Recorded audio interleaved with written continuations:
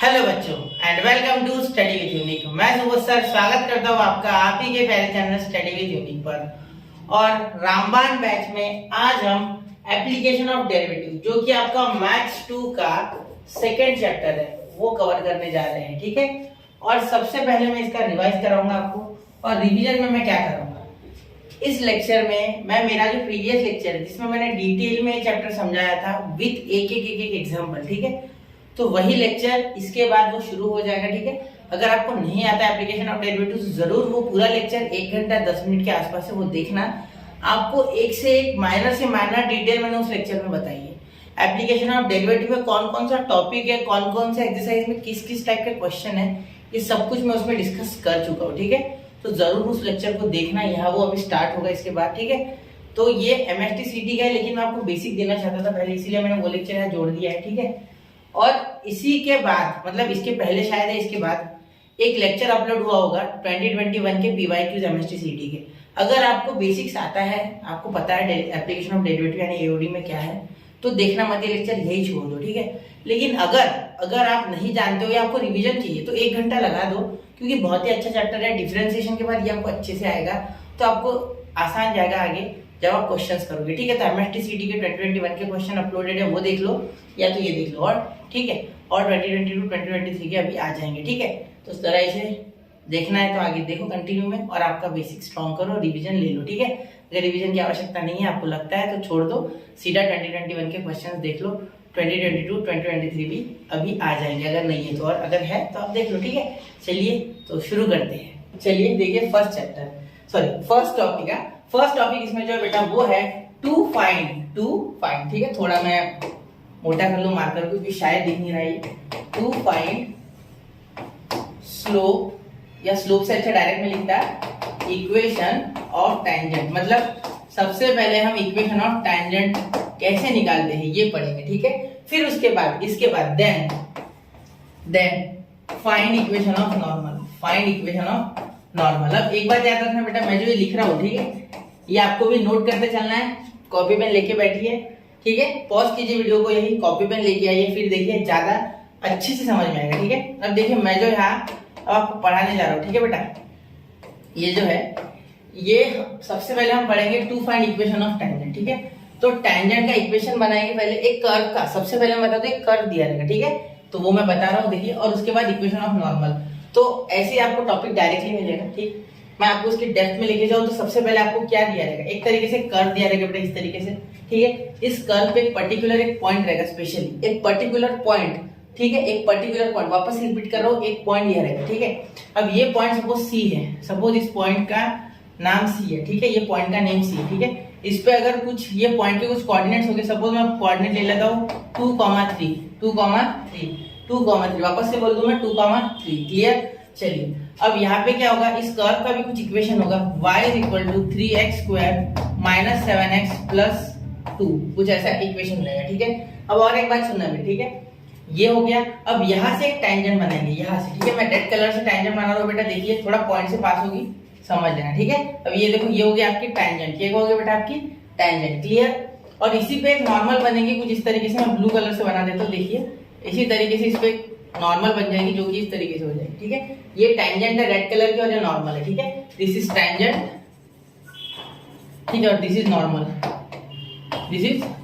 Clear, अब normal है ना, तो आपको पता ही है बेटा 90 डिग्री, ये आपने बहुत बार पढ़ा होगा लाइट वगैरह चैप्टर में, जब प्रिज्म के बारे में बात करते हैं तो नॉर्मल की बात होती है। ठीक है, समझ रहे हो। चलिए अब आपको क्या पूछा रहेगा कि बताओ बेटा कि यहाँ इक्वेशन ऑफ टैंजेंट है, मतलब क्वेश्चन किस तरीके से आएगा।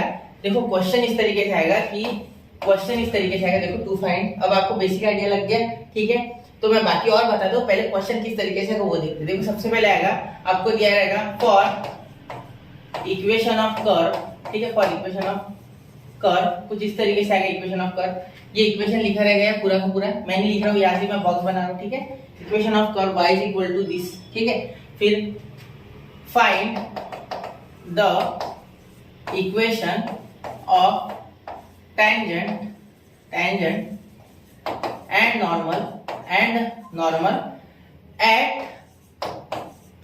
point C, और ये C के कोऑर्डिनेट दिए हैं कुछ इस तरीके से। तो इस तरीके से आपको कुछ क्वेश्चन आ जाएगा, ठीक है। आपको क्वेश्चन पहले पता होना चाहिए किस तरीके से आ रहा है, ठीक है। अब मैं बाकी की इन्फॉर्मेशन पूरी दे देता कि क्यों कर्व से हम टेंजेंट की स्लोप निकाल सकते हैं, और क्यों टेंजेंट की स्लोप से नॉर्मल की स्लोप निकाल सकते हैं, और कैसे और कब, ठीक है। देखिए बताता हूँ। सबसे पहले देखो बेटा, यहाँ क्या करेंगे, ये इक्वेशन ऑफ कर्व है ना, ठीक है। ये इक्वेशन ऑफ कर्व को करेंगे हम डिफरेंशिएट। क्या करेंगे? डिफरेंशिएट। तो यहाँ देखिए बेटा, सबसे पहले हम इस इक्वेशन को लिख लेते हैं, y = 3x² - 7x + 2, ठीक है। समझ रहे हो? ठीक है। ये अब इसे डिफरेंशिएट करेंगे, ठीक है। तो इसे डिफरेंशिएट जैसे ही करेंगे आपको स्लोप ऑफ द टेंजेंट मिल जाएगा। स्लोप ऑफ दिस टेंजेंट मतलब कर्व के एक स्पेसिफिक पॉइंट के लिए, कर्व के एक स्पेसिफिक पॉइंट के लिए जो कि यहाँ पॉइंट सी है, ठीक है।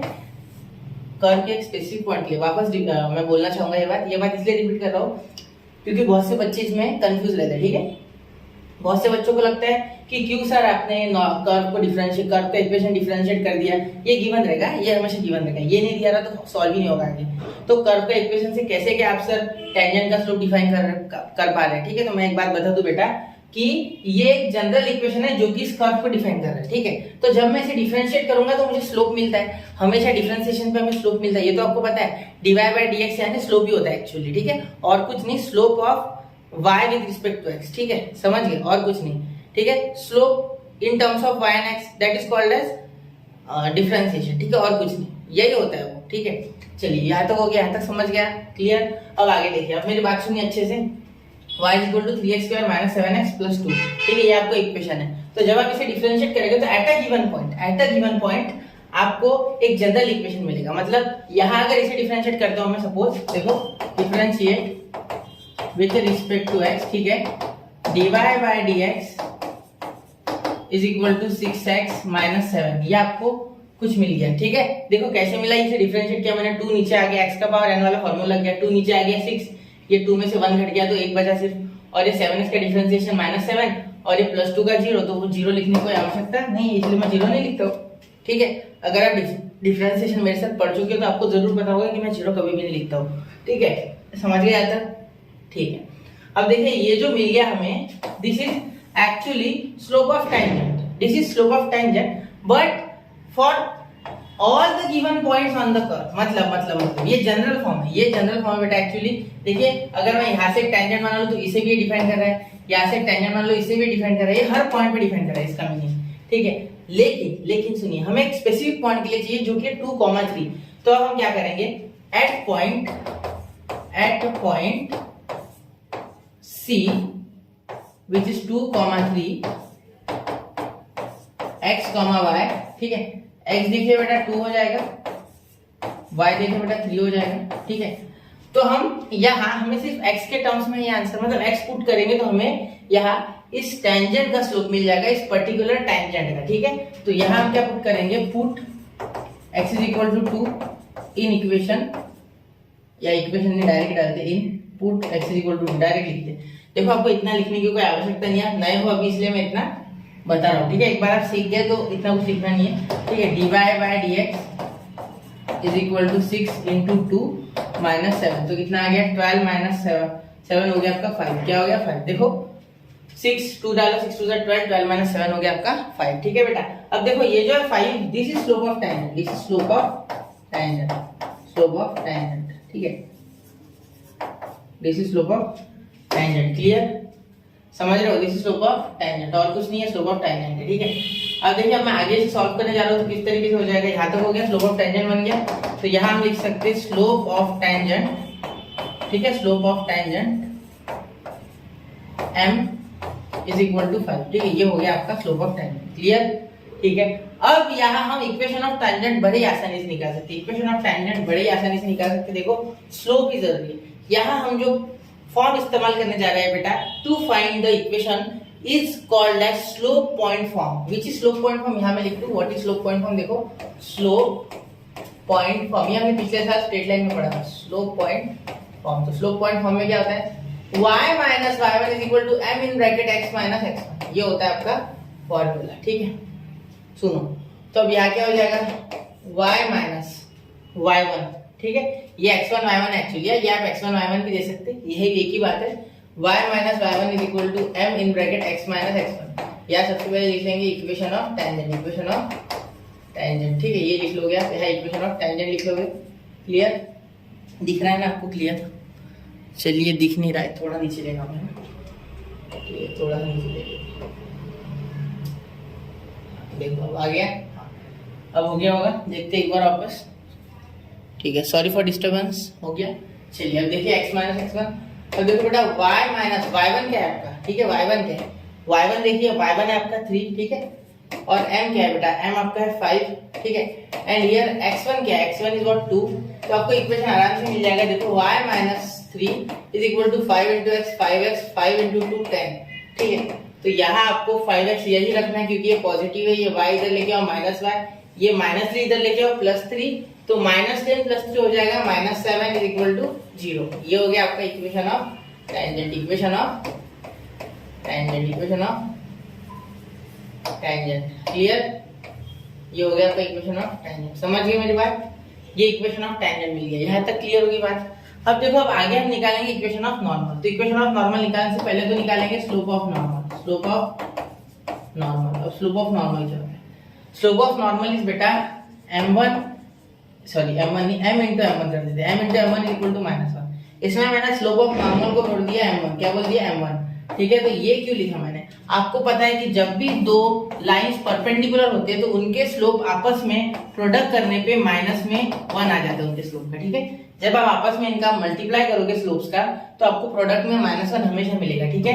तो कोई भी दो परपेंडिकुलर लाइंस और आपको एक का स्लोप पता हो तो दूसरे का निकालने के लिए डायरेक्टली प्रोडक्ट दोनों का इंटू -1 ले लेना, एक का स्लोप पुट कर देना। जैसे कि हमें यहाँ 5 पता था तो m5 है तो 5 डाल देते और यहाँ लिख देते m1 is equal to -1, therefore m1 is equal to -1 upon 5, ठीक है बेटा, -1 अपॉन 5। क्लियर। तो अब इक्वेशन ऑफ नॉर्मल मैं यहाँ निकालता हूँ, ठीक है भाई, जगह नहीं है। तो देखिए इक्वेशन ऑफ नॉर्मल निकालना भी कोई मुश्किल नहीं है, वैसे तो आप समझ गए होंगे। नॉर्मल के लिए भी same to same x1 y1 है, देखो 2,3 है, मतलब x1 भी 2 आएगा और y1 भी 3 आएगा, ठीक है। तो यहाँ हम जब इक्वेशन निकालेंगे तो वही same to same formula y minus y1 is equal to m1 in bracket x minus x1। कहाँ बदल गए बेटा, जज्बात, क्वेश्चन के जज्बात बदल के क्वेश्चन के m1 पे। यहाँ हमने m डाला था, here we have to put m1 which is -1/5 and therefore y minus y1, what is y1 बेटा, y1 is 3, ठीक है, is equal to what is m बेटा, m is what, m1 -1/5 and here x minus x1, x1 क्या है हमारा 2 है बेटा, ठीक है। डाल दो, इसे सॉल्व करो, आपको इक्वेशन मिल जाएगा, ठीक है। करके दे दूं, चलो देखते हैं, 1 मिनट करके देता हूँ, इधर लिख देता हूँ इक्वेशन, ठीक है, यहाँ लिख रहा हूँ, ध्यान देना। y ये इधर मल्टीप्लाई करेगा 5y माइनस 3, सॉरी -15, क्योंकि 3 से मल्टीप्लाई करेगा तो -15, ठीक है, इज इक्वल टू माइनस के साथ होगा तो -x और माइनस का 2 प्लस 2 हो जाएगा, माइनस प्लस। तो अब देखो यहाँ -x इधर आके प्लस, ठीक है, प्लस 5y -15 और ये इधर आ गया तो -2, तो -15 और -2 का क्या हो जाएगा, -17, ठीक है, -17 इक्वल टू 0। अब सुनो मेरी बात, क्या हो जाएगा, ये देखो यहाँ आ गया तो x और ये प्लस 5y, ये +2 इधर आके -2, तो -15 -2 -17, तो this is your equation of normal. तो ये हमने एक पार्ट तो बेटा कंप्लीट कर लिया। अभी चैप्टर में हम क्या पढ़ने वाले हैं उसका एक पार्ट खत्म हो गया। अब अगर आप डायरेक्टली एक्सरसाइज में घुस भी जाओ पहले, तो आपको कम से कम 3 से 4 क्वेश्चन तो आ जाएंगे, ठीक है। चलिए, तो ये नोट डाउन कर लीजिए, करना होगा तो, और कर ही लो, मैं तो बोलता हूँ करना होगा तो नहीं, करना ही है, ठीक है। चलिए अब बढ़ते हैं अगले टॉपिक की ओर। उस टॉपिक में हम पढ़ेंगे रेट ऑफ चेंज। वो इतना बड़ा नहीं है, इसमें थोड़ा देख क्वेश्चन वगैरह लिए इसलिए समय लग गया, समझ गए ना। एक कर्व का इक्वेशन दिया रहेगा, उससे सबसे पहले डिफरेंशिएट करेंगे, फिर उससे स्लोप ऑफ टेंजेंट मिल जाएगा, फिर स्लोप ऑफ टेंजेंट के बाद स्लोप पॉइंट फॉर्म यूज करेंगे, स्लोप पॉइंट फॉर्म यूज करने के बाद उसमें x1 y1 पुट करेंगे, बराबर स्लोप पुट करेंगे, आपको इक्वेशन ऑफ टेंजेंट मिल जाएगा। फिर स्लोप ऑफ टेंजेंट के सहारे परपेंडिकुलर लाइंस का प्रोडक्ट जो होता है स्लोप का -1 होता है, वो उसके सहारे हम नॉर्मल का स्लोप निकालेंगे। फिर इक्वेशन ऑफ नॉर्मल के लिए वो सेम टू सेम प्रोसेस, सिर्फ जो स्लोप हमने m डाला था उसके जगह m1 डालेंगे। मैं m1 और m ले रहा, आप m1 और m2 भी ले सकते हैं, आपकी इच्छा है वो कंप्लीटली, ठीक है। फिर आपको इक्वेशन ऑफ नॉर्मल मिल जाएगा, ठीक है। लेकिन मैं एक बात और रिपीट कर दूं कि कर्व के एक सिंगल पॉइंट के लिए ये स्लोप डिफाइंड था, ठीक है। 2 पुट करने के बाद जो स्लोप आया है हमारा वो सिर्फ इस C पॉइंट के लिए, ठीक है। और कोई पॉइंट यहाँ से कोई D होगा, उसके 3,4 होंगे, ठीक है। तो हमें x की वैल्यू 3 डालनी होगी, क्लियर, तब जाके। तो ये जनरल फार्मूला तो है, लेकिन इसमें वैल्यू कौन सी पुट करती है उसके ऊपर उस पॉइंट का स्लोप डिफाइंड होगा, ठीक है।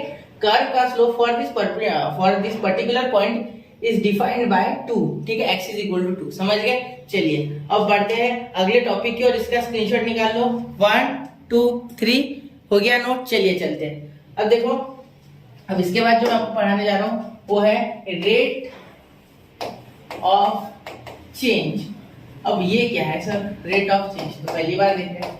नहीं बेटा, आपने ये फिजिक्स में देखा है। मैं फिजिक्स के सारे आपको थोड़ा रिलेट कराऊंगा ये, ठीक है। सबसे पहले आप क्या जानते हो, आप डिस्प्लेसमेंट जानते हो कि नहीं, इतना बताओ सिर्फ। डिस्प्लेसमेंट आप जानते हो कि इतना मैं जानता हूँ 100%। डिस्प्लेसमेंट से क्या आता है बेटा, वेलोसिटी, और वेलोसिटी से क्या आता है बेटा, एक्सीलरेशन, ठीक है। एक्सीलरेशन ये आप जानते हो सारे लोग, ठीक है, सारे बच्चे जानते हैं ये बात, क्योंकि फिजिक्स तो आपको हो गई, चाहे आप नीट हो, चाहे जेडब्ल्यू हो, चाहे एमएसटी हो, पीसीएम दो, पीसीबी दो, ये तो आते हैं, फिजिक्स फिक्स है, ठीक है। सर बड़ा डर लगता है फिजिक्स? नहीं लगता, टेंशन मत लो। चलिए देखते हैं, अब आगे बढ़ो। देखो, अब अगर आपको सपोज डिस्प्लेसमेंट दिया है s is equal to T का cube minus 2t square plus 4, इससे डिफाइन किया है आपका जो डिस्प्लेसमेंट है वो displacement with respect to t कुछ इस तरीके से इक्वेशन में दिया गया है। ये क्या है, डिस्प्लेसमेंट दिया गया है आपको, ठीक है, in form of time, in form of time, ठीक है, ऐसा बोल सकते हैं, ठीक है। मतलब टाइम के फॉर्म में आपको एक्चुअली डिस्प्लेसमेंट ही दिया गया और कुछ नहीं है, ठीक है।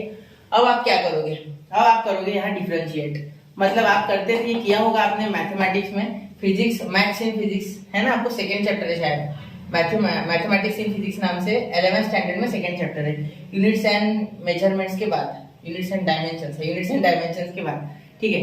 तो डिफरेंशिएशन, ठीक है, डिफरेंशिएट विद रिस्पेक्ट टू किससे करोगे बेटा, टी से करोगे, टी से, ठीक है, क्योंकि आपको पता है v is equal to ds by dt, या आप dx x ले दोगे आप तो dx हो जाएगा, ठीक है। यहाँ मैंने s ले लिया इसलिए ds बाय dt। अब देखो ds by dt is equal to, ये 3 नीचे आ जाएगा, यहाँ हो जाएगा t स्क्वायर, ठीक है, माइनस यहाँ 2 ऐसे का ऐसे, ये 2 नीचे आ जाएगा, 2 2 जा 4 और ये 8t बन जाएगा, और ये 4 का डिफरेंशिएशन 0, जो कि मैं कभी भी लिखता नहीं हूँ, ठीक है। चलिए अब बताता हूँ आपको क्या किया, ये 3 नीचे आ गया, 3 में के पावर 1 में माइनस हो गया तो 2 आ गया, यहाँ 2 नीचे आ गया, 2 2 जा 4, इसमें से 1 पावर माइनस तो 80 बचा। मैंने x का पावर n लगाया, मतलब d dx ऑफ x का power n is equal to x into n का पावर, सॉरी एक minute, d dx of x to the power n is equal to n into x to the power n minus 1। लिख दूं क्या मैं बेटा?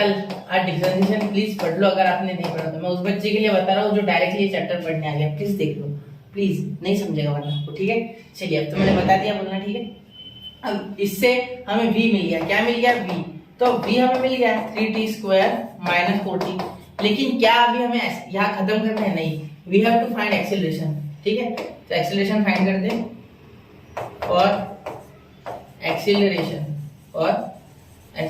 क्या करना होगा एक्सेलरेशन निकालने के लिए? देखिए एक्सेलरेशन के लिए वापस से एक बार डिफरेंशिएट करेंगे, किसे डिफरेंशिएट करेंगे? वेलोसिटी को। v is equal to what बेटा, 3t स्क्वायर, ठीक है, माइनस 4t। तो इसे डिफरेंशिएट कीजिए तो क्या हो जाएगा, differentiate with respect to t, वापस से t, क्योंकि हमें पता है acceleration is equal to dv by dt, ये जानते हो ना। चलिए इतना तो फिजिक्स में आपने पढ़ा होगा, इतना तो 100% पढ़ना ही चाहिए, ठीक है। dv by dt is equal to, इसे डिफरेंशिएट करोगे तो क्या हो जाएगा, 2 नीचे आ जाएगा तो 60 हो जाएगा बेटा, ठीक है, और यहाँ हो जाएगा -4। तो ये आ गया आपका एक्सेलरेशन इज इक्वल टू 60 -4, ठीक है, ये हो गया आपका एक्सेलरेशन। तो इस तरीके से आप अलग अलग क्वांटिटीज को डिफरेंशिएट करके उनका ग्रेडियंट यानी स्लोप निकाल के आप दूसरी क्वांटिटीज डिराइव कर सकते हो जो उससे रिलेटेड है। जैसे सपोज डिस्प्लेसमेंट से हम वेलोसिटी निकाल सकते हैं और वेलोसिटी से acceleration, because change in displacement is velocity and change in velocity is acceleration, ठीक है। चलिए तो यही हम एप्लीकेशंस करेंगे इसके, ठीक है, रियल लाइफ में होते हैं ये फिजिक्स के। और ऐसे ज्योमेट्रिकल एप्लीकेशंस है जहां आपको एक स्फीयर का रेडियस दिया रहेगा, एक ट्रायंगल के साइड का बढ़ने का रेट दिया रहेगा, और पूछेंगे कि बताओ बेटा इसका एरिया किस रेट से बढ़ रहा है, इसका सरफेस एरिया किस रेट से बढ़ रहा है, या इसका वॉल्यूम किस रेट से बढ़ रहा है, ठीक है। तो वो हम ज्यादा डिटेल में क्वेश्चंस जो है वो हमारे एक्सरसाइज में देखेंगे, जो कि 2.1 में क्वेश्चन नंबर 9 से लेकर तो क्वेश्चन नंबर 16 तक है, ठीक है। तो चलिए बच्चों यहाँ तक हो गया, ये मैंने आपको 2 टॉपिक पढ़ा दिया, ठीक है। तो अब मैं लेने जा रहा हूँ अप्रोक्सीमेशन। तो बच्चों अब हम सेकेंड टॉपिक की ओर बढ़ रहे हैं, जो कि अप्रोक्सीमेशन। अब अप्रोक्सीमेशन हम एक्सरसाइज 2.2 में पूरा पढ़ेंगे, ठीक है। एक्सरसाइज 2.1 के टॉपिक मैंने आपको अभी इससे पहले बताए थे, अब हम एक्सरसाइज 2.2 के बारे में पढ़ेंगे, जो कि अप्रोक्सीमेशन। अब अप्रोक्सीमेशन जो टॉपिक है बेटा, ये बहुत इजी टॉपिक है, सेम तरीके का पूरा कॉन्सेप्ट, हर इसमें same step, same to same points repeat होंगे, ठीक है। तो मैं यहाँ इजी फंक्शन लूंगा थोड़ा, ठीक है, जिससे कि आपको कनेक्ट करने में आसानी हो, और जब हम इसकी एक्सरसाइज पढ़ेंगे तब मैं आपको पूरा वापस से रिवाइज करके वहां पूरे क्वेश्चन ले लूंगा, ठीक है। लेकिन अभी देखना इसलिए फायदेमंद है क्योंकि कुछ ना कुछ याद रहेगा तो वहां आसान जाएगा, ठीक है। चलिए, तो सबसे पहले अप्रोक्सीमेशन देखते हैं, और अप्रोक्सीमेशन आया कहां से, पहले तो ये देखते हैं ओरिजिन ऑफ अप्रोक्सीमेशन, ठीक है। तो सबसे पहले देखेंगे ओरिजिन ऑफ अप्रोक्सीमेशन, ठीक है। अप्रोक्स लिखते हैं by using derivative, by using derivative. अब मैं आपको ये बता दूं पहले कि बेटा आपने अप्रोक्सीमेशन से पहले लिमिट चैप्टर पढ़ा है 11th में? चलो, कुछ बोलेंगे पढ़ा है, कुछ बोलेंगे नहीं पढ़ा है, ठीक है, नहीं पढ़ा है, छोड़ो, मैं समझता हूँ किसने भी नहीं पढ़ा, ठीक है। तो आपने वहां एक फॉर्मूला देखा था लिमिट के जस्ट बाद, to find derivative by using limit, ठीक है। फर्स्ट प्रिंसिपल रूल या फर्स्ट प्रिंसिपल मेथड, क्या आपने ऐसा फॉर्मूला वहां देखा था बेटा, F dash of A is equal limit of H tends to 0, F dash of A equal to limit of H tends to 0, bracket square bracket F of A plus H minus F of A upon H. क्या आपने ये देखा था? हाँ, अब आपको शायद कुछ याद आ रहा हो, आपने कुछ ऐसा देखा था, क्योंकि देखी हुई चीजें हम कभी भूलते नहीं जनरली, ठीक है, समझ रहे। दृश्यम, पिक्चर की बात नहीं कर रहा मैं, हम कभी देखते नहीं भाई, देखी हुई चीजें कभी भूलते नहीं, ये बोल रहा हूँ। दृश्य मैंने दृश्य देखे हुए कभी भूलते नहीं, तो ये आपको याद होगा, क्लियर, ठीक है। अब देखिए बेटा, ये अगर आपको याद है नहीं है छोड़ो, याद नहीं होगा, मैं समझता हूँ याद है, ठीक है। तो अगर ये एच की वैल्यू बहुत ही छोटी हो जाए, ठीक है, for very small, for very very small, मतलब हम बोल देंगे for very very smaller, smaller और भी छोटा करो, smaller value of x, value of H, value of H, ठीक है। वी कैन राइट, ठीक है, हम क्या लिख सकते हैं, देखो for very small value of x we can write, देखो रेड कलर से लिखूंगा मैं, एफ डैश ऑफ ए, देखो डायरेक्टली लिखेंगे एफ डैश ऑफ ए, मैं आपको फॉर्मूला बता रहा हूँ कहाँ से, f dash of A is equal to, अब यहाँ साइन भी इक्वल टू का नहीं रहेगा, कौन सा आएगा मैं बता रहा हूँ, अभी फिलहाल इक्वल टू देते हैं, यहाँ ये हट जाएगा, इसे हटा दो, ठीक है। यहाँ मैं कट कर देता हूँ, आप भी कट कर लो, लेकिन मैं यहाँ अच्छा नहीं दिखाएंगे इसमें निकाल देता हूँ, ठीक है। तो यहाँ हो जाएगा F of A plus H, ये ब्रैकेट से ये बाहर से इसलिए देते हैं, अब ब्रैकेट हटा कोई जरूरत नहीं, ए अपॉन एच, क्लियर। ये आपका हो जाएगा अगर एच की वैल्यू बहुत ही छोटी है, ठीक है, वेरी वेरी मतलब 0.00000001, ठीक है। अब इतनी छोटी की आई नहीं हो, ठीक है, समझ गए। चलो अब देखो, सपोज मैं लड्डू खा रहा हूँ, मेरे से किसी मेरे भाई ने लड्डू मांगा सपोज, और मैंने किया एकदम पिन ली छोटी सी नीडल, और नीडल उस लड्डू को ऐसे थोड़ी सी मारी, तो क्या हुआ, नीडल के पॉइंट पे एक तो आइटम आ जाएगा ना लड्डू का, and that item I am giving to my brother, मतलब उसको मैं वो लड्डू का कुछ आइटम दे रहा हूँ, सोचो तो कुछ मिला क्या, नहीं, तो इसीलिए हम ये 0 ले सकते हैं, समझ गए। चलो, रिलेटेबल है क्या चीजें, आप करते हो क्या ऐसा, क्या पता आप नहीं करते हो शायद, आप अच्छे बच्चे, ठीक है। तो ये एच अगर इधर आ गया तो चलिए come back to the topic, तो h F dash of a आ गया, ठीक है, इज इक्वल टू यहाँ हो गया बेटा एफ ए प्लस एच, हाँ साइन वाला याद है मुझे, बताऊंगा मैं, टेंशन मत, माइनस एफ ऑफ ए, तो ये हमने एच इधर भेजा, ये ऐसे कैसे लिखा, ठीक है। अब देखो क्या हो जाएगा, यहाँ एक साइन एक्चुअली कुछ ऐसे हो जाता है, आप बोलोगे सर ये कौन सा साइन है, देखो आपने फिजिक्स में और मैथ्स में इससे पहले मैंने भी आपको बताया होगा कि कुछ इस तरीके से अप्रोक्सीमेशन का साइन होता है, हमने पढ़ा है, ठीक है, कुछ इस तरीके से बहती हुई लहरें, बहती हवा सी थी ये साइन, ठीक है, तो अप्रोक्सीमेशन की साइन थी ये, ठीक है। लेकिन यहाँ कुछ अलग साइन आ रही है, यहाँ ऐसी साइन होती है अप्रोक्स की, ठीक है। तो ये आपको याद रखना है, अप्रोक्स की साइन है, किसकी, अप्रोक्स, याद रखना है, भूलना मत, अप्रोक्स की साइन है, ठीक है। ये साइन हमेशा देना, वरना क्वेश्चन में अगर आगे वाला चाहे तो मार्क्स काट सकता है, नहीं भी काटेगा सपोज तो भी आपको देना है, आपको अपनी तरफ से सेफ रहना, ठीक है। तो ये इस साइड आ गया तो क्या हो जाएगा, एफ ऑफ ए पॉजिटिव हो जाएगा, ठीक है, plus H F dash of A हो जाएगा, क्लियर, इज इक्वल टू मतलब अप्रोक्सीमेटली, ठीक है, approximately F of A plus H, ऐसे हो गया ये। अब देखो क्या हुआ, अब यहाँ आएगा ना मजा, देखो ये जो मैं सपोज मैं अभी एक फंक्शन ले लेता, ठीक है, पहले मैं इसे सीधे लिख लूं, चलो लेट्स राइट इट पिंक नहीं ब्लू से लिखते हैं ना, ब्लू से लिखते हैं, देखो एफ ऑफ दिख रहा है ना ब्लू, ठीक है, F of A plus H approximately F of A plus H in bracket F dash of A, या ब्रैकेट बना दो सर, हाँ बना दिया, चलो हो गया। अब देखना थोड़ी सी हाईलाइट भी कर देते हैं हाथ वाथ, ठीक है। चलो अब देखो यहाँ क्या हो गया बेटा, ये आ गया आपका फॉर्मूला फॉर अप्रोक्सीमेशन, ठीक है। ये फॉर्मूला फॉर अप्रोक्सीमेशन, इसे याद रखना, ठीक है, फॉर्मूला फॉर अप्रोक्सीमेशन, ठीक है। अब देखो, अब यहाँ अगर मैं सपोज एक फंक्शन ले लेता अंडर रूट 4.01 का, आपको क्या निकालना है, कुछ अप्रोक्स वैल्यू निकालनी है, कुछ approx value, find approx value for इसके लिए, ठीक है। अब देखो क्या हो जाएगा यहाँ, ये है ना, इससे क्या करता हूँ, रूट तो मैं फिलहाल ध्यान नहीं देता, रूट छोड़ देता, ठीक है। तो ये 4.0 अगर मैं बाहर ले लूँ ऐसे ऐसे ही ले लीजिए, ठीक है। आप सोचो मत क्यों लिया, क्या लिया, मैं बताऊंगा क्वेश्चन, यही लूंगा मैं लगे तो एग्जाम्पल, ठीक है। 4.01 है तो क्या मैं ऐसे लिख सकता हूँ 4 + 0.01, बिल्कुल सर। आप बोलो क्यों नहीं लिख सकते सर, बिल्कुल लिख सकते हैं ना। एक मिनट ना, ये थोड़ा गंदा हो गया, इसे खत्म करके दूसरा लिखते, ठीक है, वो थोड़ा 0। तो ये हो गया आपका यहाँ a और ये हो गया आपका h। वही तो मैं बोल रहा हूँ, देखो जो x की वैल्यू होगी, सपोज इसे मैं x बोलता हूँ, तो अब x क्या हो गया बेटा, x = हो गया a + h। मतलब अगर ये 4.01 x है तो 4 हो गया a और 0.01 हो गया h। तो बस यही है वो फॉर्मूला जो आपकी नैया पार लगाएगा अप्रोक्सीमेशन में। समझ गए, सिर्फ इतना नोट कर लीजिए, 2 मिनट के अंदर इसे पॉज कर लीजिए, ठीक है। और जरूर से नोट कीजिए, मैं बढ़ रहा हूँ डायरेक्टली क्वेश्चन की ओर, ठीक है, जो कि ये है अंडर रूट 4.01, यही लूंगा मैं, ठीक है। चलिए हो गया 1 2 3। आई होप बच्चों आपने नोट कर लिया होगा। चलिए बढ़ते हैं अगले टॉपिक की ओर, मतलब क्वेश्चन की ओर, टॉपिक है, ठीक है। चलो मैं, ठीक है, देखो अब ये जो है बेटा, यहाँ कुछ क्वेश्चन ऐसे आएगा, फाइंड अप्रॉक्स वैल्यू ऑफ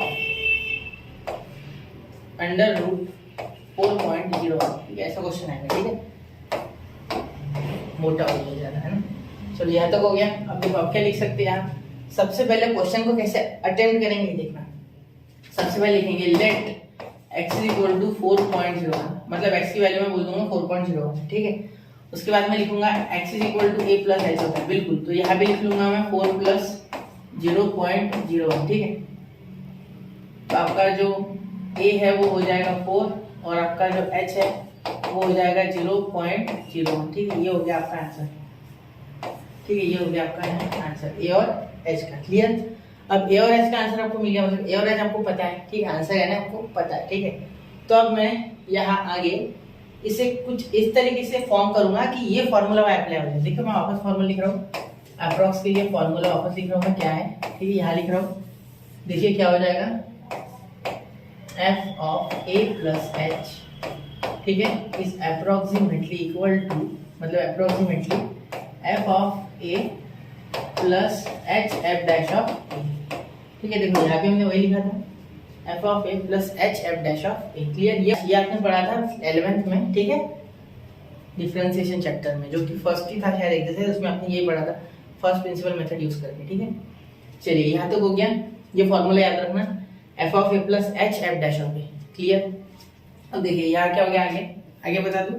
देखो अब सबसे पहले हम क्या करेंगे, यहाँ हम x के दो फैक्टर, मतलब दो अलग अलग पार्ट कर लेंगे, ठीक है। यहाँ अगर बेटा 3.99 होता तो मैं किस तरीके से करता पता है, 4 - 0.01। मैंने माइनस वाला इसलिए लिया क्योंकि स्टार्टिंग में मैं आपको डराना नहीं चाहता, ठीक है। चलिए फिर मैं एक्सरसाइज में ले लूंगा, ठीक है। चलिए बेटा दूं, ठीक है, वहाँ सारे प्रकार के क्वेश्चन हैं। इतना हो गया क्लियर। अब देखो आगे क्या करेंगे, यहाँ अब हम लिखेंगे f of x को। तो f of x क्या है आपका, f of x यहाँ आपका है बेटा अंडर रूट 4.01, अंडर रूट है, तो यहाँ 4.01 लिखने की जगह हम लिखेंगे अंडर रूट x। मतलब x का फंक्शन कैसा है, ये तो x हो गया, लेकिन x किसका फंक्शन है, x रूट का फंक्शन, इसलिए अंडर रूट x, ठीक है। तो इसके बाद निकालेंगे इसका डेरिवेटिव, तो डिफरेंशिएट, मैं थोड़ा स्पीड से करूंगा क्योंकि आपको डेरिवेटिव आता है। f dash of x = 1/2 root x। I hope आप सब बच्चों को पता है कि f of x अगर रूट x हो तो उसका डेरिवेटिव 1/2 रूट x है, ठीक है।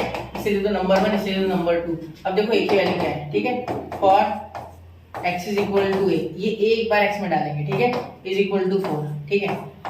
अगर x की वैल्यू a है और a की वैल्यू 4 है, मतलब x की जगह a और a की जगह 4, ये ऐसी है, मेथड फिक्स है, ठीक है। ये ऐसे का ऐसे, इस पे कोई सवाल नहीं, ठीक है, ये सेम टू सेम, इस पे सवाल करने का कोई फायदा नहीं है, ये ऐसे ही चले आता आ रहा है और ऐसे ही करना है, ठीक है। चलिए ये ऐसे मेथड से सही आंसर आता है, ठीक है, ध्यान देना। देखो x = a = 4 हो गया।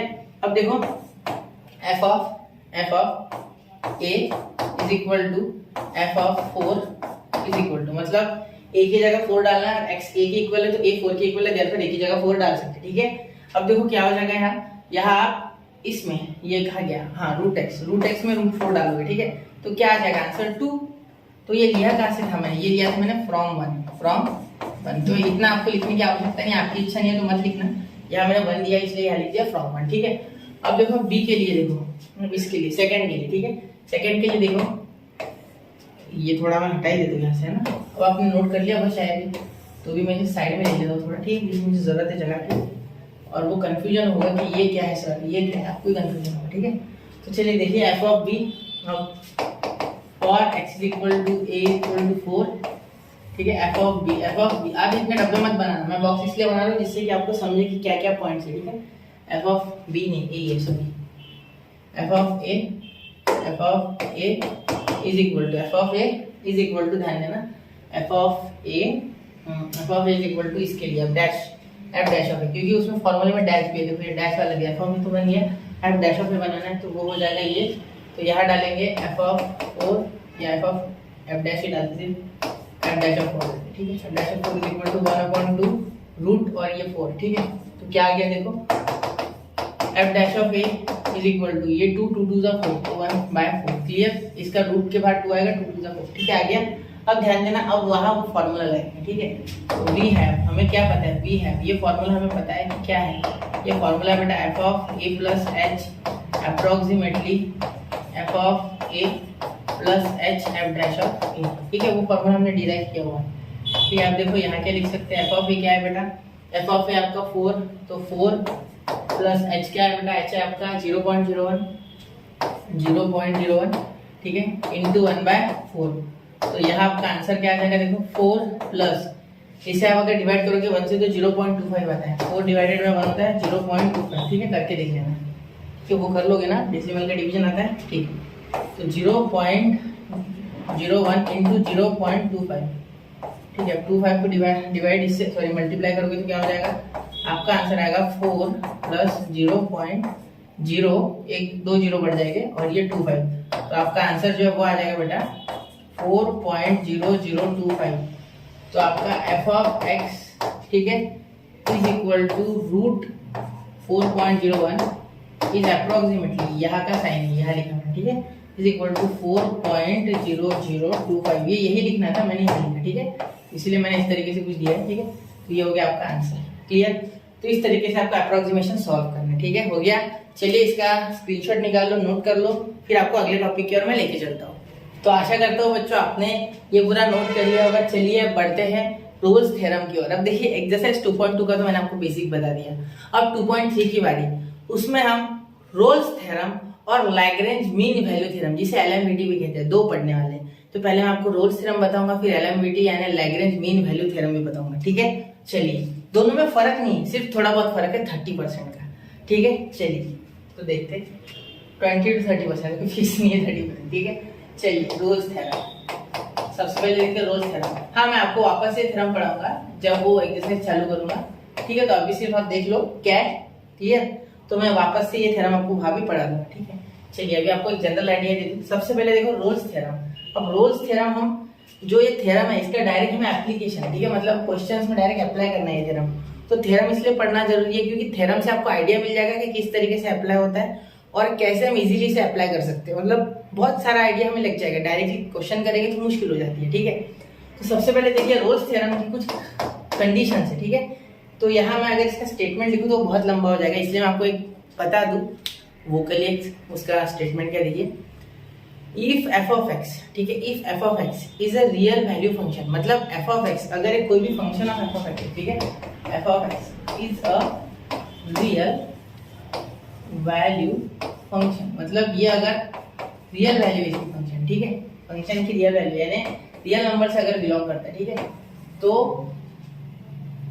क्या क्या होना चाहिए। देखो सबसे पहली कंडीशन जो इसमें, ठीक है, अगर F of x real value function है तो और तीन कंडीशन, ठीक है, उसके बाद हमें देन मिलेगा, ठीक है। किसी भी थ्योरम में हमें पहले इफ मिलता है, फिर उसके बाद इफ होता है पूरा, उसके बाद ही देन होता है। जैसे आप बोलते हो कि if a triangle is a right angle triangle, if a triangle is a right angle triangle, then the sum of squares of its two sides is equal to the squares of its hypotenuse. तो ये हो गया Pythagoras theorem, ठीक है। तो इसी तरीके से इसमें इफ क्या क्या होना चाहिए पहले वो देख लो। F of x is a real value function, पहली कंडीशन ये एक्चुअली ये होता है ये रियल वैल्यू फंक्शन, लेकिन समझ लो कि ये भी है, ठीक है। Second, f of x is continuous, f of x is continuous, ठीक है, for f of x is continuous for close intervals, for close intervals of a comma b, for close intervals of a comma b, for close intervals. अब मैंने close बोला, ठीक है। तो close intervals क्या होता है ये भी सुन लो। अगर ए और बी इंटरवल से क्लोज, तो यहाँ बीच में जितने भी पॉइंट होंगे, ठीक है, वो तो हमारा आंसर है ही, साथ में ए और बी भी आ सकते हैं। किसका आंसर वो छोड़ो, आंसर है। अगर आंसर में हमें लिखना है तो हम ए बी भी लिख सकते हैं और बाकी के भी, अगर क्लोज है तो, ठीक है। अब ओपन के लिए अलग है कुछ, देखो। Second, F of x is open, sorry open क्या बोल दिया, differentiable, sorry, F of x is differentiable for open interval, सब ओपन इंटरवल, ओपन इंटरवल यानी ये राउंड ब्रैकेट ए कॉमा बी। तो यहाँ आप ए और बी नहीं ले सकते, बाकी बीच में के सारे पॉइंट आपके आंसर हो सकते हैं, लेकिन ए और बी कभी नहीं लेना। ओपन है, ओपन है इसलिए नहीं, अब उल्टा ही है, ओपन है तो वो ओपन होनी चाहिए, लेकिन ओपन नहीं है, वो क्लोज है, वो बंद है, उसको भूल जाना, ठीक है। क्लोज में है अवेलेबल, ऐसे याद रखो, ठीक है। चलिए अब देखिए थर्ड, ये कंटिन्यूअस है, ठीक है, कंटिन्यूअस। अगर कंटिन्यूअस और ये क्या होता है वो लास्ट कंडीशन क्या बता रहा हूँ, ठीक है, 2 मिनट है, ये हो गया।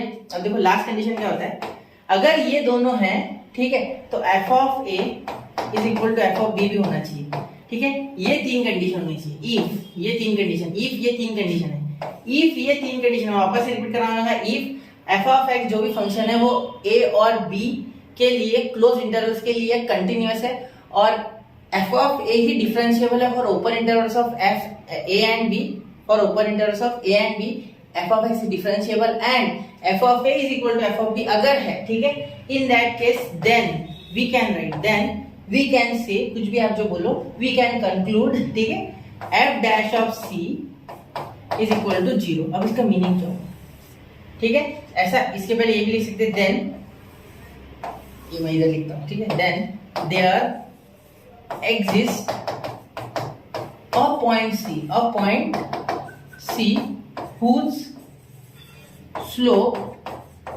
is 0 लिखा है मैंने यहाँ 0, ठीक है, whose slope is 0, f dash of c is 0, यानी स्लोप यानी अभी पढ़ा था हमने dy by dx 2.1 के लिए जो मैंने आपको बताया था, टेंजेंट और नॉर्मल। तो टेंजेंट का स्लोप, तो स्लोप यानी डेरिवेटिव और कुछ नहीं, ठीक है, डेरिवेटिव यानी ग्रेडियंट, ग्रेडियंट है ना स्लोप, ठीक है, याद रखना। तो इसीलिए इसका जो डेरिवेटिव हो गया एफ डैश ऑफ सी का वो 0। एक्चुअली एफ डैश ऑफ सी के लिए एफ ऑफ एक्स को ही डैश करना होता है, मतलब उसे डिफरेंशिएट करना होता है, फिर एक्स की जगह सी डालना होता है। ये मैं आपको एक एग्जांपल के सहारे बताऊंगा, इतना समझ गया था, देखिए, ठीक है। सबसे पहले मैंने क्या बोला कि F of x is real value function, F of x एक रियल वैल्यू फंक्शन होना चाहिए, ठीक है, मतलब इसकी जो एक्स की वैल्यू वो बिलोंग्स टू आर होनी चाहिए, बिलोंग्स टू रियल नंबर, ठीक है, वो होना चाहिए, ठीक है। पहली बात, ये कोई निगेटिव हो सकता है लेकिन रियल वैल्यू होना चाहिए, रियल, ठीक है। ये रूट वगैरह नहीं होना चाहिए, रूट वगैरह रहा तो मुश्किल हो जाएगी, ठीक है।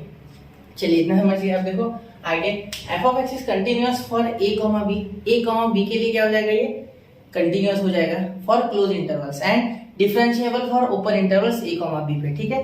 Third, f of a should be F of b, ठीक है।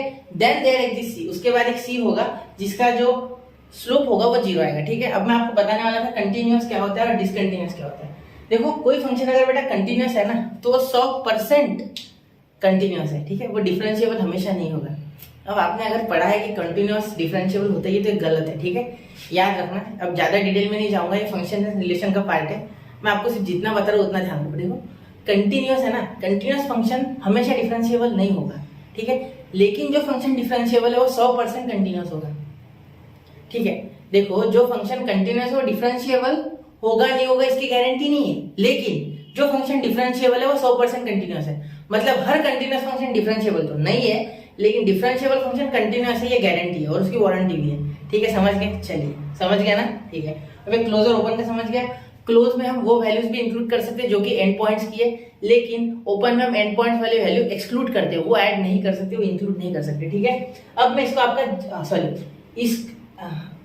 इस थ्योरम का आपको एक ज्योमेट्रिकल सिग्निफिकेंस बताऊं, ठीक है, ज्योमेट्री में कैसे, ठीक है, ये ज्योमेट्रिकल थ्योरम एक्चुअली, ठीक है।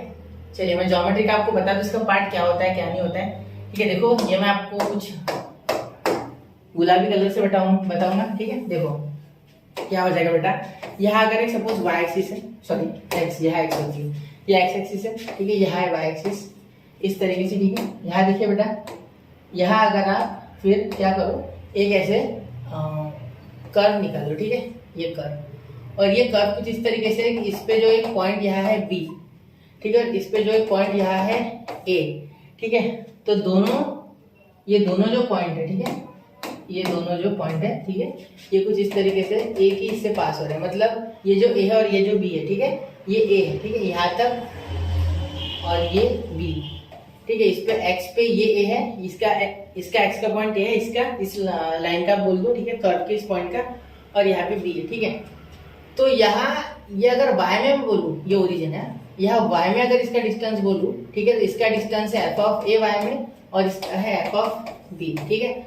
मतलब ये f of a f of b ये रहा, और f ऑफ a ये रहा, ठीक है। तो ये f ऑफ a, ठीक है, ये f ऑफ b, ठीक है। एक्चुअली यहाँ नहीं दे सकते, ऐसे नहीं लिख सकते, इन्हें लिखने का कुछ अलग तरीका है। देखो कैसे ये होता है, x पहले लिखते हैं हम, x y के फॉर्म में लिखते हैं, कोऑर्डिनेट्स कभी भी, तो x कौन है, b f ऑफ b, और यहाँ लिख सकते हो y f ऑफ a, ठीक है। यहाँ लिख सकते हैं y f ऑफ a, यहाँ लिख सकते हैं b f ऑफ b, ठीक है। समझ गए, वो बहुत खराब दिख रहा था इसलिए मैंने मिटा दिया, ठीक है। ये है y f ऑफ a, मतलब इसका, सॉरी y के बोलो, a है, a, ठीक है, ये a f ऑफ a और ये b f ऑफ b, ठीक है। कंफ्यूज तो नहीं किया ना मैं आपको। देखो वापस से एक बार बता दूं, पहले देखो सबसे पहले हमने कर्व बना लिया, इस पे एक पॉइंट लिया, इस पे एक पॉइंट लिया, यहाँ से a लिया, यहाँ से b लिया। पॉइंट कुछ इस तरीके से लेना है कि बिल्कुल एक ही लाइन में आनी चाहिए, ठीक है, यही इसकी कंडीशन है पहले तो, ठीक है। अब क्या बोला, क्योंकि बोला था ना f of a is equal to f of b, मतलब इनका y का डिस्टेंस जो है वो सेम होना चाहिए, ठीक है, इसीलिए ये कंडीशन है, ठीक है, समझ रहे हो, ठीक है। ध्यान दो, यहाँ अगर आप इस तरीके से यहाँ एक पॉइंट ले लो, तो ये f ऑफ a और f ऑफ b एक ही पॉइंट पे, इसीलिए इक्वल है, ठीक है, ये एक ही जगह पे लाई कर रहे हैं, देखो इसी पॉइंट पे, मतलब y का डिस्टेंस इनका सेम है, डिस्टेंस ऑफ y सेम, ठीक है, x का अलग है। तो ये a f ऑफ a मतलब x y, और b f ऑफ b यानी x y, तो y इसके लिए ये रहा, और x इसके लिए ये b रहा, ठीक है, y f ऑफ b और b, ठीक है। अब यहाँ इनके बीच में कहीं एक पॉइंट होगा ये, ठीक है, जिसमें से इस तरीके से टैंजेंट जाएंगी, इस पॉइंट का नाम बोल देंगे C। तो अभी हमने कर्व और टैंजेंट वाला कंसेप्ट पढ़ा था, तो उस C पॉइंट के लिए, ठीक है, वो टैंजेंट का जो स्लोप है वो हमें निकालना है, और that is f dash of C and that is 0। क्यों उसका स्लोप 0 क्यों? देखो ये जो टैंजेंट है बराबर x एक्सिस से पैरेलल है, और स्लोप ऑफ x एक्सिस क्या होता है, स्लोप ऑफ x एक्सिस क्या होता है बेटा, slope of x axis is what, 0, ठीक है। देयरफॉर इसका स्लोप भी 0 हो गया, क्योंकि ये पैरेलल है, क्योंकि ये क्या है, पैरेलल है, क्योंकि दोनों जो फंक्शन है, ठीक है, दोनों जो y में जो डिस्टेंस है इनका, वो ऊपर जाने के बाद सेम हो जा रहा है, मतलब सेम। अगर अलग होते तो एक पॉइंट ऊपर आता, एक पॉइंट नीचे आता, तो इस तरीके से कुछ ग्रेडियंट बनता, देखो ये पॉइंट यहाँ सपोज यहाँ इस तरीके से बनना था, लेकिन यहाँ नहीं बन रहा है। यहाँ क्या हो रहा है, यहाँ सिंपल एक स्ट्रेट लाइन आ रही जो कि एक्सियल पैरेलल है, इसीलिए हमने क्या बोला कि f डैश ऑफ c यानी slope of c is equal to 0, मतलब slope of tangent at point c is what, 0। Clear? तो यही है हमारा रोल्स थ्योरम। अब देखो ये ऐसी फिगर नहीं आपके, इसमें दो दी गई है ज्योमेट्रिकल फिगर कुछ इस तरीके से, देखो ये a और ये b है सपोज, तो एक ऐसी भी दी गई है, ठीक है, एक ऐसी भी हो सकती, अपर साइड ये लोअर साइड, दो है, ठीक है, ऊपर से नीचे से। क्लियर? तो मैंने नीचे वाली बनाई, ऊपर वाली ऐसी बनेगी, ठीक है, ये हो जाएगा क्या एफ ए और ये हो जाएगा एफ बी। क्लियर?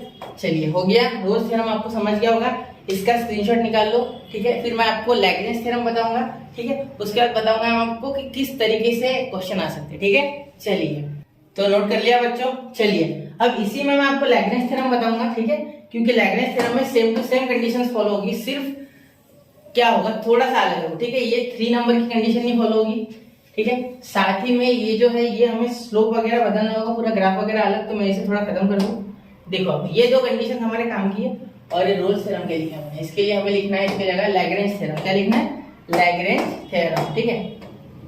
देखो लैग्रेंज थ्योरम, लैग्रेंजेस भी बोलते हैं कोई कोई, तो आप लैग्रेंजेस भी बोल सकते हैं, क्योंकि आगे एपोस्ट्रोफी ऐसे।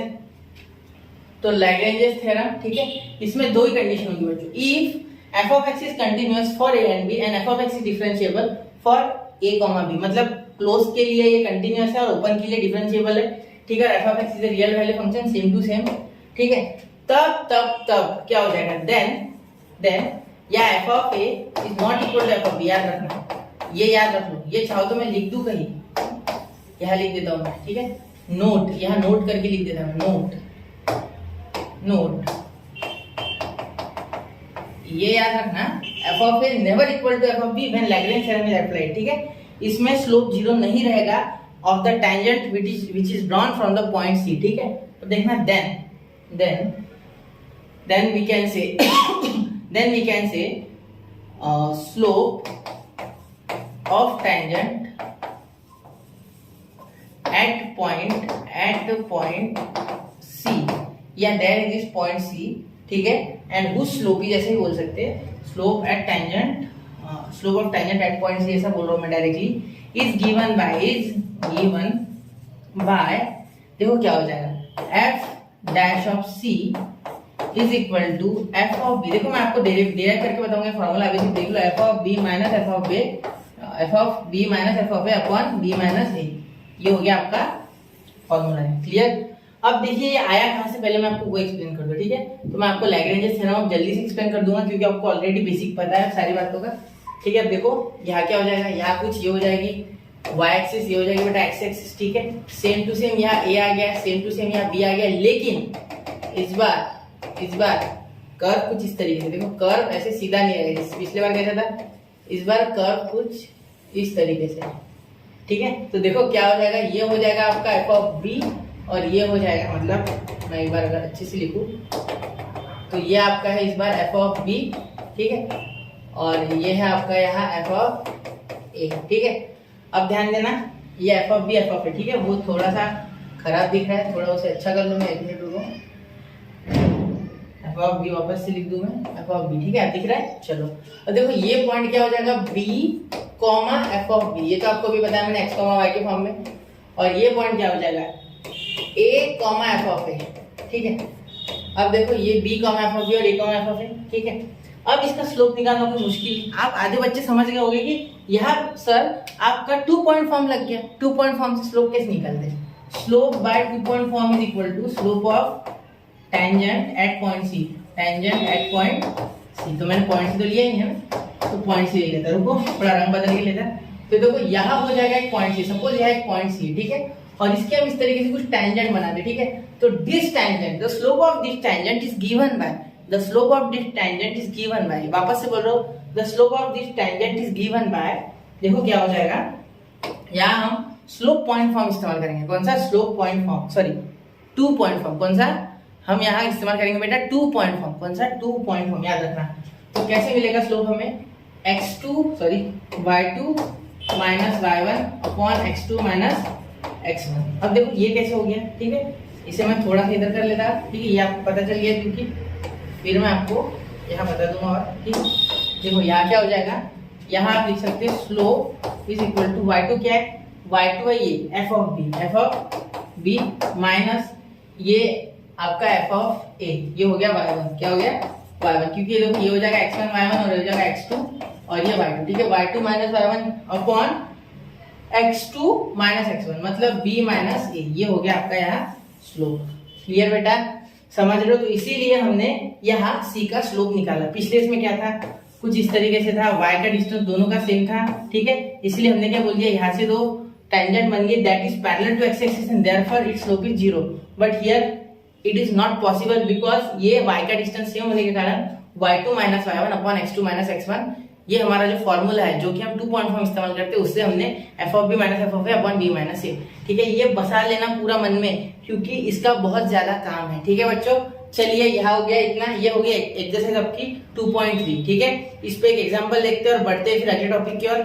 इसको नोट कर लीजिए, कंडीशन सेम है, सिर्फ ये कंडीशन नहीं लेनी है, याद रखना, ये condition f of A is never equal to F of b when Lagrange theorem is applied, ठीक है, इसे लैग्रेंज मीन वैल्यू थ्योरम भी कहते हैं, तो मैं शॉर्ट में लिख लूँ यहाँ LMVT, क्लियर। मैं आपको वापस से पढ़ाऊंगा एक्सरसाइज के समय, लेकिन यहाँ देख लीजिए, ठीक है, 1 2 3। तो आई होप बच्चा आपने यहाँ टॉपिक पूरा नोट कर लिया होगा। चलते हैं यहाँ इसके क्वेश्चन की ओर, ठीक है। तो पहला क्वेश्चन देखिए, इसमें क्वेश्चन कुछ इस तरीके से आएगा कि आपको यहाँ रोल्स थ्योरम वेरीफाई करना है, ठीक है। तो क्या बोला जाएगा, आपको बोला जाएगा यहाँ check validity for Rolle's theorem. Check, मैं इजी क्वेश्चन ले रहा हूँ, ठीक है। Check validity for Rolle's theorem, for Rolle's are पूरा इसमें रहेगा, कैपिटल में रहेगा आर, क्योंकि रोल्स एक सरनेम है, ठीक है, साइंटिस्ट का नाम है रोल्स थ्योरम, ठीक है। देखो यहाँ क्वेश्चन को इस तरीके से आएगा, y is equal to x cube minus 3x square plus 2, ठीक है, कुछ इस तरीके से क्वेश्चन आएगा, ठीक है। आपको इसके लिए वैलिडिटी चेक करनी है फॉर रोल्स थ्योरम की, ठीक है। तो आपको सबसे पहले ये बताना है कि ये जो फंक्शन है यहाँ y की जगह f ऑफ x है, ठीक है। y और f ऑफ x सेम ही होता है, ये तो आपको पता होगा, ठीक है। तो आप क्या बोल सकते हैं, f of x is a polynomial, ठीक है, f of x is a polynomial. और जैसे कि आप जानते होंगे अगर आपने फंक्शन का रिलेशन पढ़ा है तो, कि हर एक पॉलिनोमियल हमेशा कंटिन्यूअस और हमेशा डिफरेंशिएबल रहता है। हाँ, अगर इससे डिफिकल्ट क्वेश्चन है एक्सरसाइज में है वो, तो वहाँ मैंने कवर कराए हुए वो और कराऊंगा, ठीक है। चलिए तो देखिए यहाँ वेरीफाई बोला गया है, मतलब वैलिडेट बोला गया है रोल्स थ्योरम, ठीक है। तो यहाँ हमें f ऑफ x दिया गया है ये पूरा, तो मैं बोल सकता कि f of x is a polynomial, therefore f of x is continuous, ठीक है, एट पॉइंट्स लिए नहीं हमने, मैं सपोज बोल देता फॉर 2,3, ठीक है। तो 2,3 के लिए ले लेते हैं ना, क्लोज इंटरवल्स ऑफ 2,3, और f of x is differentiable, ठीक है, differentiable eight open intervals of 2,3, eight open intervals of 2,3, या ऑन बोल सकते हैं, ऑन भी बोला तो चलेगा, ठीक है, क्लियर। अब आगे क्या हो जाएगा, आगे बच्चों ज्यादा कुछ नहीं चेक करना है, f of a equal to f of b check करना है। आपको पता है ना टीम कंडीशन, पहला कंटीन्यूअस हो गया, दूसरा डिफरेंशिएबल हो गया, तीसरा f of a equal to f of b हो जाए तो हो गया रोल्स थ्योरम वैलिड, ठीक है। तो देखते हैं f of b f of a के इक्वल है, तो यहाँ a b कौन है सर, ये है बेटा a और b, ये है बेटा a और b, ये बिलोंग्स टू रियल नंबर, ऐसा भी रहेगा, ठीक है। तो देखो a इज इक्वल टू हो जाएगा 2 and b is equal to हो जाएगा 3, क्लियर। वो पूरा क्वेश्चन ही है, ठीक है। और ये हो गया आपका b। तो पहले क्या करना है, आपको x की जगह a डाल के देखना है, ठीक है, f ऑफ a डाल के देखना है।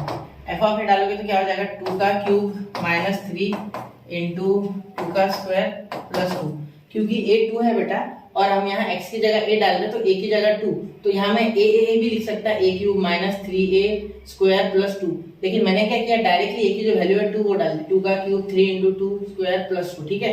तो यहाँ हो गया है 8 माइनस 3 इंटू 4 12 प्लस 2, ठीक है। तो आंसर क्या आ गया आपका, 8 4 माइनस 4 और ये हो गया माइनस का 2, ठीक है। कैसे हो गया देखो, 8 माइनस 12 माइनस 4 प्लस 2 माइनस 2, ठीक है। तो आपका f ऑफ a आ गया माइनस 2, ठीक है। अब देखिए ये f ऑफ b निकाल लेते हैं, एक मिनट यहाँ f ऑफ a लिख लेता हूँ, ठीक है। f ऑफ b निकालते हैं, f of b, what is f of b बेटा, चलो देखो f ऑफ b क्या है, f of b is equal to बेटा आपका यहाँ b डालना है, मतलब 3 डालना है, ठीक है। b लिख सकते हैं, यहाँ चाहो तो आप b लिख सकते थे, b का क्यूब माइनस 3b का स्क्वायर प्लस 2, तो यहाँ लिखेंगे 3, तो 3 का क्यूब माइनस 3 इंटू 3 का स्क्वायर प्लस 2, ठीक है। देखो 3 का क्यूब माइनस 3 इंटू 3 का स्क्वायर प्लस 2, ठीक है।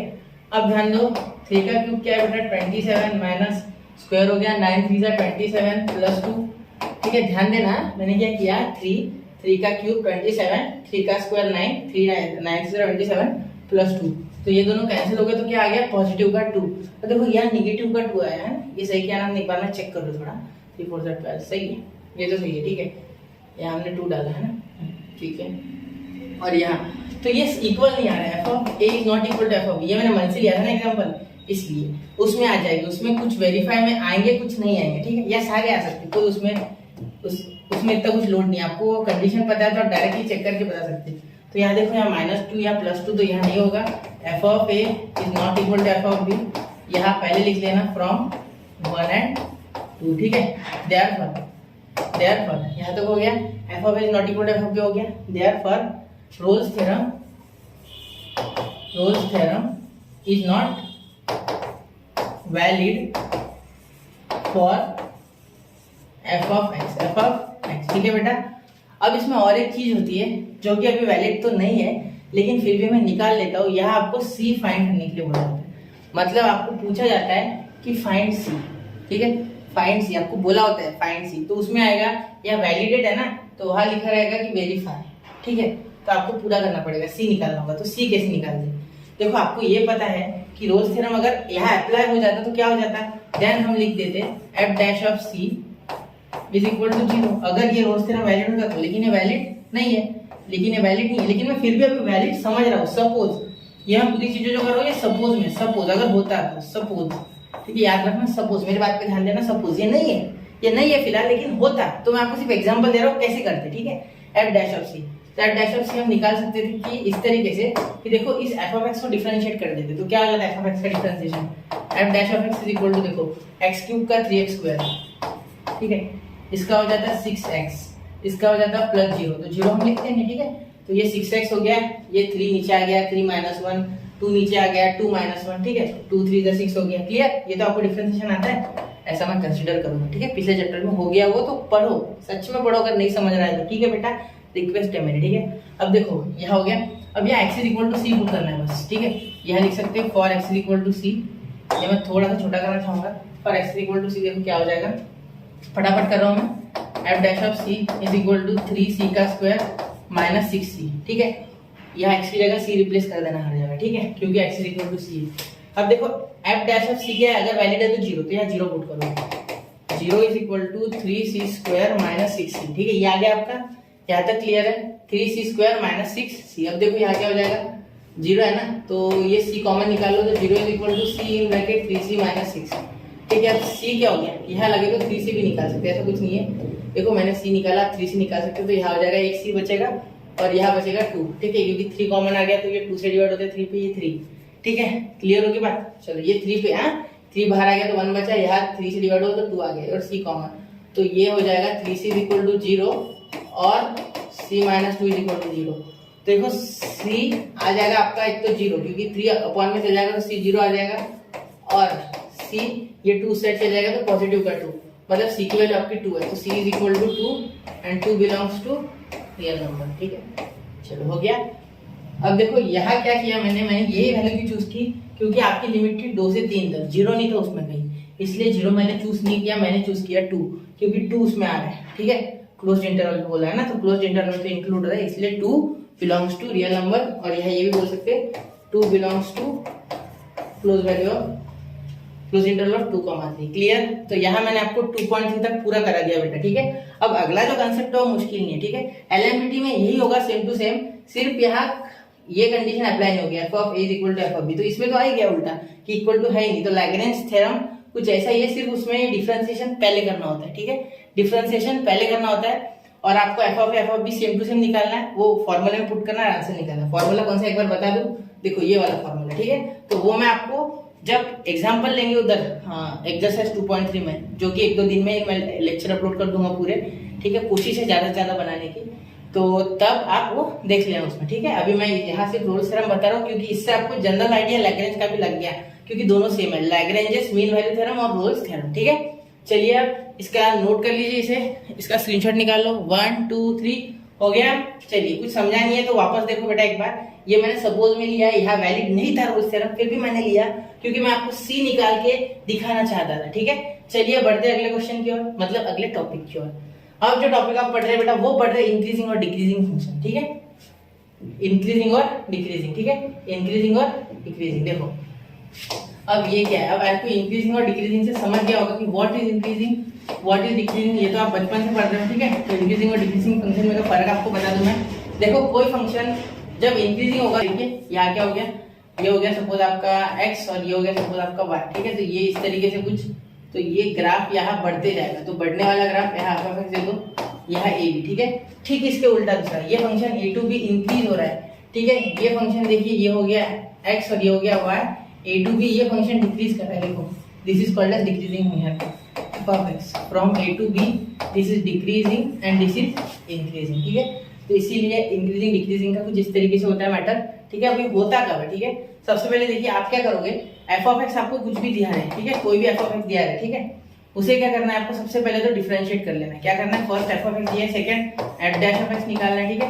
अगर f dash of x 0 से बड़ा है तो देन इट इज इंक्रीजिंग, कौन सा इंक्रीजिंग, ठीक है। और अगर यहाँ भी same to same f of x और यहाँ आपको डिफरेंशिएट करना है एफ डैश ऑफ एक्स करना है, अगर ये 0 से छोटा आ गया, ठीक है, 0 इससे बड़ा हो गया मतलब ये निगेटिव, 0 से बड़ा यानी पॉजिटिव, 0 से छोटा यानी निगेटिव, ठीक है, then it is decreasing, it is decreasing. यहाँ डिक्रीजिंग का स्पेलिंग शायद कर दोगे, डिक्रीजिंग, ठीक है, ये हो गया डिक्रीजिंग, ये सी मैंने अंदर लिख दिया, डिक्रीजिंग फंक्शन, ठीक है, इंक्रीजिंग फंक्शन और डिक्रीजिंग फंक्शन। अब और एक बात सुनना, ठीक है, ये इंक्रीजिंग डिक्रीजिंग समझ गया ना। अगर एफ डैश ऑफ एक्स, अगर डेरिवेटिव इसका 0 से बड़ा आएगा तो then in that case we will find it as increasing function, और अगर 0 से छोटा आता है तो then it is called as decreasing. Why? आपको ग्राफ में क्लियरली दिख रहा है डेरिवेटिव ऐसा आएगा, बढ़ते हुए स्लोप, ठीक है, डेरिवेटिव यानी स्लोप, और स्लोप या बढ़ रहा है तो इसका मतलब डेरिवेटिव से हम फाइंड कर सकते हैं कि ये बढ़ रहा है कि घट रहा है, ए टू पी, ठीक है, और यहाँ देखिए स्लोप नीचे आ रहा है मतलब स्लोप घट रहा है, मतलब ये डिक्रीजिंग फंक्शन है। क्लियर? ठीक है, क्योंकि डेरिवेटिव नहीं तो स्लोप है, तो स्लोप तो सीधा सीधा बता रहा है कि मैं नीचे आ रहा हूँ, ये बोल रहा है ऊपर जा रहा हूँ, तो समझ लेना कि इंक्रीजिंग डिक्रीजिंग फंक्शन कौन सा है, बढ़ रहा है तो इंक्रीजिंग, घट रहा है तो डिक्रीजिंग। ये हम निगेटिव और पॉजिटिव से डिनोट करेंगे, मतलब यहाँ पॉजिटिव वैल्यू आएगी, ठीक है, कुछ भी आप डालो x for all real values of x, here कैसे लिखते हो देखो, for all real values of x, for all ये यूनिवर्सल क्वांटिफायर है, all real values of x ये इंक्रीजिंग है, ठीक है, और for all real values of x ये डिक्रीजिंग है, ये क्या है, डिक्रीजिंग है, ठीक है, समझ गए, चलो क्लियर हो गई ये बात। चलिए अब आगे बढ़ू, ठीक है, अब आगे देखो, अब मैं आपको जो बताने जा रहा हूँ वो ज्यादा इंपॉर्टेंट है, ठीक है, ये टॉपिक तो आपको आ जाएगा, ये मुश्किल नहीं है ज्यादा, ठीक है, मैं पहले बता दूं ये टॉपिक मुश्किल नहीं है, इसमें आपको फंक्शन दिए रहेंगे वो डिफरेंशिएट करना होगा, और इसके बारे में मैं एक अभी थोड़ी देर बाद एग्जांपल ले लूंगा, ठीक है। अब मिनिमा और मैक्सिमा थोड़ा डिफिकल्ट है इससे, ठीक है, ये इंक्रीजिंग डिक्रीजिंग इसलिए पढ़ना है क्योंकि इसमें मिनिमा और मैक्सिमा पढ़ना है, ठीक है। उससे पहले एक टॉपिक है आप पढ़ोगे स्ट्रिक्टली इंक्रीजिंग है स्ट्रिक्टली डिक्रीजिंग, ये भी बता दूं, ठीक है। स्ट्रिक्टली यानी दूसरा शब्द हमारे बुक में आ चुका है, ये है मोनोटोनिकली, मोनोटोनिकली लिख दिया था, मोनोटोनिकली, हाँ मोनो मैं लिख रहा था मोनोटोनिकली। अब मोनोटोनिकली का मीनिंग और कुछ नहीं, ये स्ट्रिक्टली होता है इसका मीनिंग, ठीक है, strictly is nothing but monotonically, ठीक है, समझ गए। अब देखो यहाँ मिनिमा और मैक्सिमा कैसे निकालते हैं, मिनिमा मैक्सिमा, इसका मैं आपको एक जनरल आइडिया दे देता हूँ, ये डिटेल में तो मैं आपको क्वेश्चन में बता सकूंगा, ठीक है, क्योंकि यहाँ इसमें बताऊंगा तो कुछ समझ में नहीं आएगा ज्यादा, वहां एकदम डिटेल में समझाएंगे, एकदम मेथड वाइज लेंगे, एक एक स्टेप लेंगे। यहाँ कैसा, यहाँ इंक्रीजिंग डिक्रीजिंग समझ गया तो भी बहुत है, ठीक है। देखो मिनिमम मैक्सिमम क्या है, आपको अगर यहाँ एफ डैश ऑफ एक्स आपने निकाल लिया अभी इंक्रीजिंग फंक्शन, यहाँ तक तो करना ही है, मिनिमम मैक्सिमम में ये तो करना ही है, इसमें कोई दो राय नहीं है कि ये नहीं करना, ये तो हो जाएगा इंक्लूड, साथ में एक मिनट है इसको आय अच्छे से बना लेना, इंक्रीजिंग, ठीक है, इंक्रीजिंग और डिक्रीजिंग फंक्शन तो आपको करना ही है, ठीक है। मतलब यहाँ एफ डैश अगर एक्स जब 0 से बड़ा होता था, ठीक है, तब हम क्या बोलते थे कि ये इंक्रीजिंग है, और एफ डैश ऑफ एक्स जब 0 से छोटा होता था तब हम क्या बोलते थे, डिक्रीजिंग है, मतलब इसके लिए डिक्रीजिंग यानी डी और इसके लिए इंक्रीजिंग यानी आई, ठीक है। लेकिन मिनिमम मैक्सिमम में आपको सेकंड ऑर्डर डेरिवेटिव निकालना होगा, क्या निकालना होगा, second order derivative for minimum maximum, ठीक है। यहाँ लिखता हूँ मैं, थोड़ा यहाँ अलग रंग ले लेता क्योंकि यहाँ खिचड़ी हो चुकी है, ठीक है, यहाँ लिखता फॉर मिनिमा एंड मैक्सिमा, को करना क्या ये बता देना, फॉर मिनिमा एंड मैक्सिमा, ठीक है, F double dash of x अगर 0 से बड़ा है, मैं वापस से बोलूं F double dash of x अगर 0 से बड़ा है तो ये फंक्शन की मिनिमम वैल्यू मिलेगी, तो ये फंक्शन की मिनिमम वैल्यू मिलेगी, मतलब मिनिमा मिलेगा, ठीक है। और अगर F double dash of x, ये इसे बॉक्स कर दूं, ये एक है करके, 0 से छोटा है मतलब ये निगेटिव है, तो आपको मैक्सिमम वैल्यू मिलेगी, तो आपको मैक्सिमम वैल्यू मिलेगी, ठीक है। अब ऐसा क्यों कैसे वो आपको क्वेश्चन में ज्यादा डिटेल में समझेगा, अभी बताऊंगा तो नहीं समझेगा, क्योंकि उसके लिए चैप्टर का बहुत सारा पार्ट आना चाहिए अच्छे से तभी आपको ये जमेगा, ठीक है। चलिए तो ये समझ गया आपको, ठीक है। मैं क्वेश्चन ले लेता हूँ इंक्रीजिंग डिक्रीजिंग पे, मिनिमम मैक्सिमम आप डायरेक्टली उधर पढ़ोगे तो ज्यादा अच्छा होगा, और इसकी ज्योमेट्रिकल एप्लीकेशन भी है, इसके ज्योमेट्रिकल एप्लीकेशंस भी है, ज्योमेट्रिकल एप्लीकेशंस भी है, ठीक है, ज्योमेट्रिकल एप्लीकेशंस भी है इसके, ठीक है। किस तरीके से एरिया कटेगा, किस तरीके से बढ़ेगा, वॉल्यूम कितना मैक्सिमम हो सकता है, कितना मिनिमम हो सकता है, वो निकालना होता है हमें, ठीक है। ये हम यहाँ भी इस्तेमाल कर सकते हैं अगर हमें किसी चीज की मिनिमम और मैक्सिमम लिमिट निकालनी है तो, ठीक है। पर ये लोकल मिनिमम और मैक्सिमा के लिए आएगा, मतलब गिवन पॉइंट्स के लिए आएगा, जो कि पॉइंट्स गिवन रहेंगे ऑलरेडी, ठीक है। हमें अगर किसी फंक्शन का बहुत इनफाइनाइट लेवल का निकालना है तो ऐसा हो सकता है कि उसका उस पॉइंट के लिए तो डिफाइंड हो जाएगा मिनिमम मैक्सिमा, लेकिन अलग पॉइंट के लिए कुछ अलग आएगा, तो वो भी हमें देखना होगा, ठीक है। तो वो मैं आपको यहाँ जो हमारा एक्सरसाइज होगी, जो हम एक्सरसाइज लेंगे उसमें और डिटेल में बता दूंगा, ठीक है। चले आगे। ठीक है, अब देखो मैं क्वेश्चन ले लेता हूँ। क्वेश्चन हमारा हो जाएगा यहाँ एक पॉलिनोमियल वाले तो बड़ा आसान लेता हूँ, ठीक है। देखो f of x is equal to x cube plus 3x minus 7। तो यहाँ आपको बताना है कि इंक्रीजिंग है फंक्शन या डिक्रीजिंग है, इंक्रीजिंग है या डिक्रीजिंग है, ठीक है। तो ध्यान देना क्या हो जाएगा। देखो ये इंक्रीजिंग या डिक्रीजिंग क्या है, फंक्शन क्या है स्टेट करना है। सबसे पहले f डैश ऑफ x निकालना, differentiate with respect to x लिखेंगे, ठीक है। यहाँ हो जाएगा 3x स्क्वायर प्लस 3, 7 का डिफरेंशिएशन 0, ठीक है। 3 नीचे आ गया, इसमें से घट दिया 2 आ गया, ठीक है। अब देखो अब आगे क्या हो जाएगा, f डैश ऑफ x, ठीक है। f डैश ऑफ x आपका 3x स्क्वायर प्लस 3 आ गया, इसमें से कॉमन निकालना कुछ, तो कॉमन निकल रहा है 3, तो यहाँ आ गया x square plus 1, x square plus 1। अब देखो यहाँ आप क्या बोल सकते हैं कि देयरफॉर ये x स्क्वायर प्लस 1 है, ठीक है। x स्क्वायर प्लस 1, आप ये x के वैल्यू कुछ भी पुट करोगे, ये 3 ऑलरेडी पॉजिटिव, 1 यहाँ ऑलरेडी पॉजिटिव, सिर्फ x स्क्वायर का आपको डर है यहाँ। तो आप क्या सोच सकते हैं कि x स्क्वायर एक ऐसी मशीन है जिसमें आप कुछ भी पुट करोगे तो पॉजिटिव आएगा। जैसे निगेटिव रखा तो भी पॉजिटिव आएगा, पॉजिटिव रखा तो भी पॉजिटिव आएगा, मतलब x स्क्वायर कभी निगेटिव हो ही नहीं सकता। मतलब x की कुछ भी वैल्यू रखो, for all values of x belongs to R, x हमेशा पॉजिटिव, x हमेशा क्या है पॉजिटिव। तो हम क्या बोल सकते हैं, x square is greater than 0 for all, इसका मीनिंग है all values of x belongs to R, for all values में लिख देता हूँ, नीचे शब्दों में भी लिख देता, for all values of x belongs to R। क्योंकि बहुत से बच्चों को ऐसे साइंस में प्रॉब्लम जाती है, लेकिन मैथ्स में आपको साइन लिखने बेटा, ठीक है, याद रखिए। आगे therefore x square plus 1 is greater than 0 for all values of x, क्योंकि 1 तो ऑलरेडी पॉजिटिव, उसका टेंशन ही नहीं है, 1 ऑलरेडी पॉजिटिव है, ठीक है। Therefore for all values of x belongs to R, मैंने यहाँ शब्दों में लिख दिया, बट आप नहीं लिखूंगा मैं, आप सीधा साइंस के लैंग्वेज में लिखूंगा, ठीक है। x square plus 1 is greater than 0 for all values of x belongs to R, ठीक है, यहाँ तक हो गया। इसके बाद हम क्या लिख सकते हैं, 3 भी लिख सकते हैं, क्योंकि 3 तो ऑलरेडी पॉजिटिव है।